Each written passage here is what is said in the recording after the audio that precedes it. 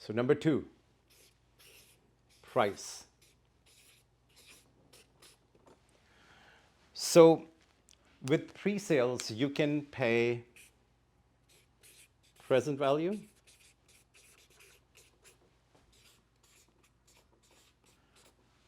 which is the most desired price point, okay? Or you can pay future value.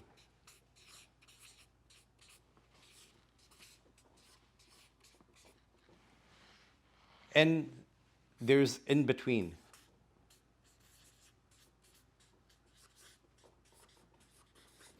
And what you have to decide, what you have to analyze, first of all, is with any projects, doesn't matter if they make you do suite request forms, doesn't matter if there's that fear of missing out created, and then they're going to make you fill out a suite request form, they'll send you a price, but when you get the price, how do you analyze that price? So you want to look at what things are selling for right now in terms of resale market, the existing product between 1 to 2 years old, 1 to 3 years old, in the square footage that you are buying. And what you want to make sure is there's not a big gap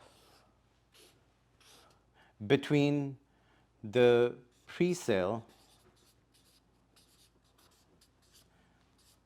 and existing products, existing homes, right? And as soon as there's a huge gap formed between the pre-sale and the resale, this is where the chances are you will lose quite a bit of money when you're buying a pre-sale. One of the things you wanna be careful of is when you get the price, if you were to fill out the suite request form. So this is still number 2, and price. If I can show you things are selling for $1,000 a square foot in resale. So I'll use terminology resale and existing homes.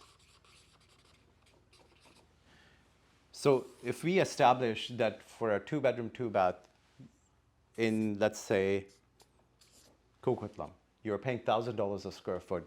But then when I start showing you pre-sales, or you start shopping for pre-sales, and you start seeing that there's one developer who's charging you $1,200 a square foot.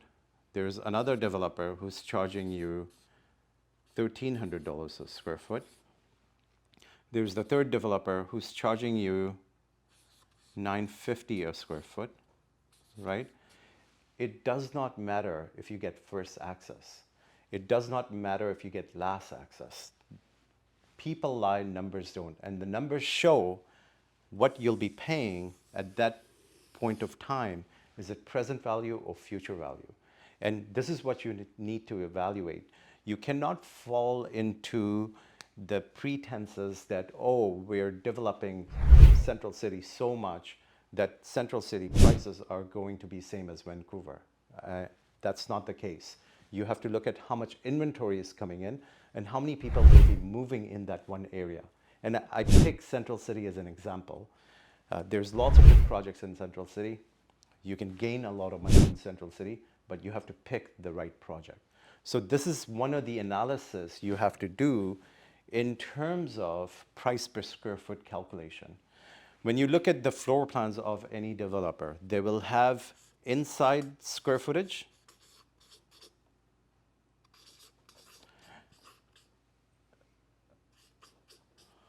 and they will have square footage for a balcony or patio. You always calculate price per square foot based on inside square footage, not the balcony size. Second thing, if you're buying a townhome, you never calculate square footage of the balcony or the garage. You always calculate price per square foot based on the living space, right?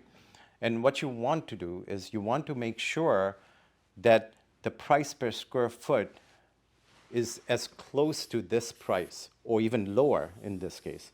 And we actually have some projects that are lower. And that's what we promote. This is where people make money. Because if you don't do your own research and go to like 5, 6 different projects and do the analysis, and you fall into the pretenses that because a project is famous, because everyone's talking about it, because it's being promoted, that you'll make money, that's not true. So you have to do your own due diligence as a buyer to make sure that you are doing this calculation. So now that I've showed you numbers, this is the numbers we use when we help you buy pre-sales, okay? So it's really careful that you do this calculation and shop around.